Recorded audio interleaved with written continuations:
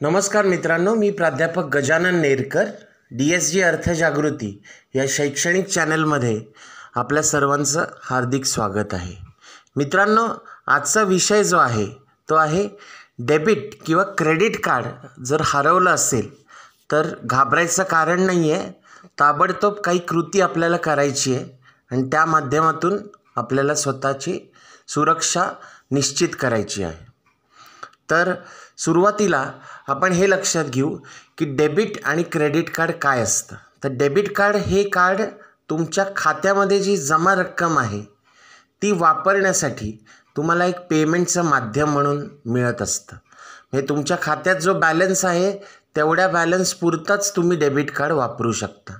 आणि credit card काय आहे, तर क्रेडिट कार्ड हे जणू काही बँकेने तुम्हाला एक कर्ज स्वरूपात एक क्रेडिट लिमिट दिलेली असते. ती क्रेडिट लिमिट वापरण्यासाठी वेगवेगळ्या दुकानांमध्ये, वेगवेगळ्या व्यापाराच्या साधनांमध्ये तुम्ही ते क्रेडिट कार्ड ऑनलाईन पेमेंटसाठी सुद्धा वापरू शकता. तर हे दोन महत्त्वाचे घटक आपल्याला बँकिंग व्यवहारांमध्ये डेबिट कार्ड आणि क्रेडिट कार्ड मानले जातात. ती पेमेंटची एक पद्धत आहे. म्हणजे एका अर्थी जेव्हा आपण चलनी नोटा वापरतो किंवा नाणी वापरतो, पैसे खर्च करतो, तसे या डेबिट कार्ड आणि क्रेडिट कार्डमधून सुद्धा आपण पैसे खर्च करू शकतो. तर मित्रांनो, जेव्हा डेबिट कार्ड आणि क्रेडिट कार्ड या दोन्हीपैकी कुठलंही कार्ड आपलं हरवतं तेव्हा मोठी जोखीम निर्माण होते, एक मोठी रिस्क निर्माण होते, जी तुम्हाला तुमचे पैसे, तुमच्या खात्यातले पैसे किंवा क्रेडिट कार्डवरचा क्रेडिट लिमिटचा बॅलन्स हा शून्य करू शकते. जर एखाद्या चुकीच्या व्यक्तीच्या हातात ती डेबिट किंवा क्रेडिट कार्ड पडलं, चोरांच्या हातामध्ये पडलं, तर हल्ली ऑनलाईन पद्धतीने तुमचे पैसे चोरण्याचे विविध प्रकार सुरू झालेले आहेत. या डेबिट कार्ड आणि क्रेडिट कार्डचे प्रकार काय आहेत? वेगवेगळे प्रकार आहेत याचे. तर Visa debit card, Mastercard debit card, RuPay debit card असे वेगवेगळे लोगो असलेले डेबिट कार्ड्स आपल्याला मिळतात. त्यानंतर contactless debit card, chip and pin debit card, magnetic stripe debit card. हे डेबिट कार्ड असे आहेत की ज्याला तुम्हाला कुठला पिन वापरण्याची गरज नाही. वायफायचं एक सिम्बॉल तुमच्या कार्डवर असतं. त्या माध्यमातून तुमचा कोणताही संपर्क न होता ते डेबिट कार्ड वापरलं जाऊ शकतं. क्रेडिट कार्डवर सुद्धा आपल्याला वायफायचं चिन्ह दिसतं.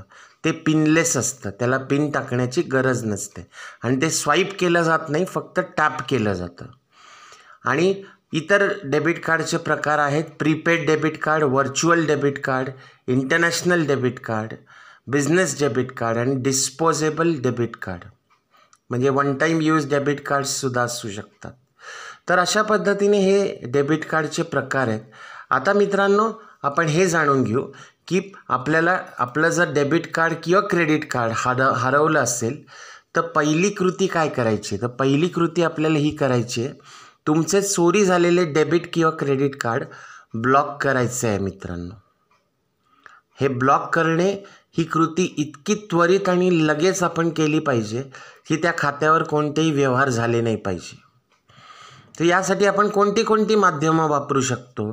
तर पहिलं माध्यम आहे नेट बँकिंग किंवा मोबाईल बँकिंग ॲप. आता या सध्याच्या काळामध्ये आपण बँकेला व्हिजिट देत नाही. बऱ्याचदा आपण बँकेला फिजिकली व्हिजिट देणं टाळतो आणि नेट बँकिंगच्या माध्यमातून किंवा मोबाईल बँकिंग ॲप असेल त्या माध्यमातून त्वरित डेबिट कार्ड ब्लॉक करणे हा ऑप्शन आपण निवडायचा आहे आपल्या मोबाईल बँकिंग ॲपमध्ये.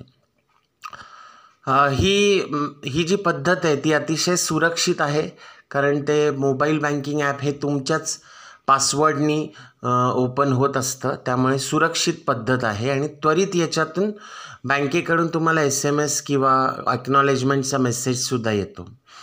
दुसरी पद्धत आहे SMS ब्लॉकिंग. म्हणजे बँकेचे काही ठराविक एक नंबर्स असतात, टोल फ्री नंबर्स असतात, ज्याच्यावर आपल्याला फक्त एक SMS पाठवायचा असतो आणि तो SMS आपण पाठवला की त्वरित आपलं कार्ड ब्लॉक होतं. दुसरा मुद्दा मी स्पष्ट केला. तिसरा मुद्दा आहे फोन बँकिंग.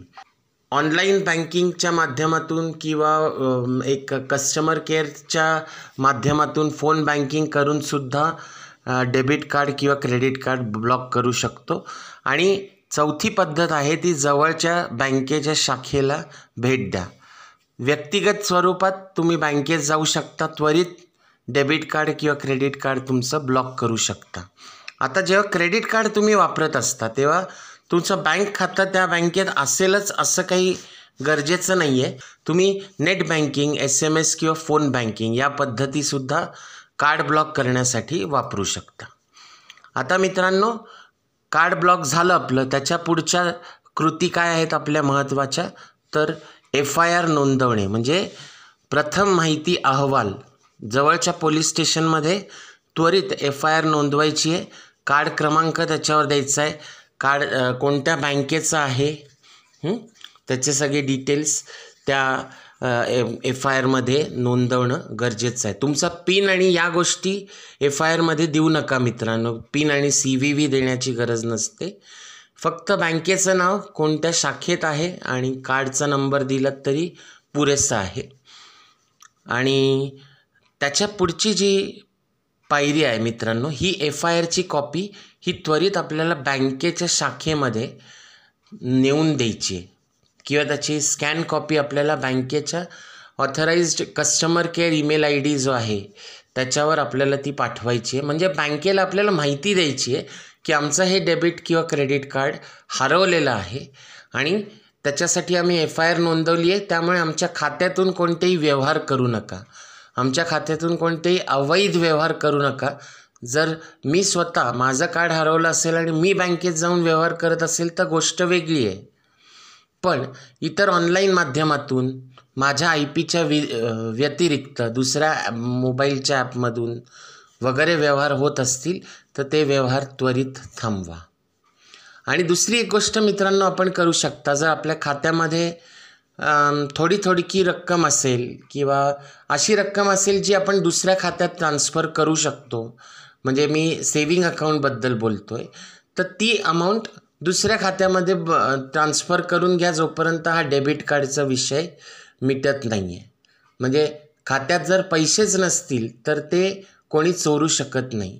हा सुद्धा एक चांगला मार्ग आहे तुमच्यासाठी. पुढची जी कृती तुम्हाला करायची आहे ती म्हणजे तुमच्या बँक व्यवहारांचे निरीक्षण करा. तुमच्या अकाउंटला कोणती रक्कम डेबिट होती आहे, तुमच्या अकाउंटला कोणती रक्कम क्रेडिट होती आहे. विशेषतः या कार्ड हरवलेल्या कालावधीमध्ये जर काही तुम्ही न केलेले एखादा व्यवहार तुमच्या खात्यामध्ये दिसत असेल तर तो त्वरित बँकेला रिपोर्ट करा. समजा एखाद्या शॉपिंग एस्टॅब्लिशमेंटमध्ये तुमचं कार्ड डेबिट झालेलं आहे तर त्वरित तो पत्ता शोधून काढा आणि त्या शॉपिंग एस्टॅब्लिशमेंटला कळवा किंवा पोलिसांना कळवा, माझं कार्ड इकडे अशा ठिकाणी वापरलं गेलं आहे. तुमच्या ATMमधून तुमचा जर बॅलन्स डेबिट होत असेल तर ते सुद्धा मित्रांनो तुम्ही त्याचं निरीक्षण करा आणि त्वरित पोलिसांना आणि बँकेला कळवा. तुमच्या हरवलेल्या डेबिट कार्ड किंवा क्रेडिट कार्डसाठी तुम्ही अर्ज करा. आता कार्ड हरवलं आहे आपलं तर आपल्याला नवीन कार्डासाठी अर्ज करायचा आहे. यासाठी पुन्हा तीच माध्यमं, SMS banking, net banking, phone banking, internet किंवा मोबाईल बँकिंग ॲप अशा पद्धतीची माध्यमं आपण वापरून 7 ते 14 दिवसात तुम्हाला नवीन डेबिट कार्ड पिनसह मिळू शकतं. याची नोंद घ्या मित्रांनो. तर डेबिट किंवा क्रेडिट कार्ड हरवलं असेल तर घाबरण्याची गरज नाही. सावधपणे या सर्व कृती करा आणि आपली सुरक्षा आपल्याच हातात आहे हे लक्षात ठेवा. धन्यवाद मित्रांनो. आपण अशाच पद्धतीच्या व्हिडिओजमध्ये पुन्हा भेटणार आहोत. आमचे व्हिडिओ लाईक करा, आमचं चॅनल सबस्क्राईब करा, शेअर करा आणि काही प्रश्न असतील तर कॉमेंट्समध्ये जरूर विचारा. तोपर्यंत धन्यवाद आणि नमस्कार.